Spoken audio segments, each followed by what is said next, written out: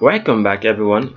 Quickly, let's continue our discussion on CSS height, width and the max width property. And right now we'll be discussing about the setting of the max width property.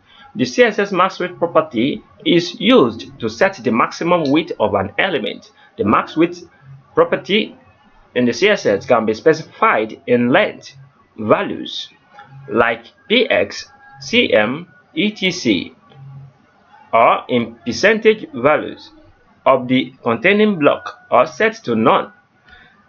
This is default, means that there is no maximum width.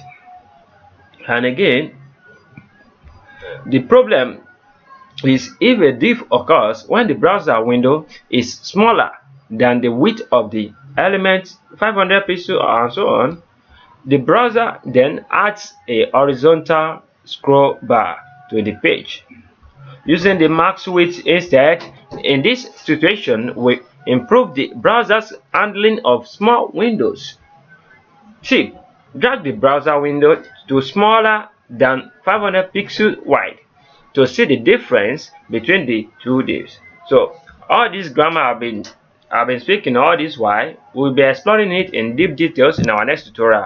Anwar, akorede, ayofe is my name once again. I wish to see you guys next time to the next tutorial. Have a good day. Peace and love.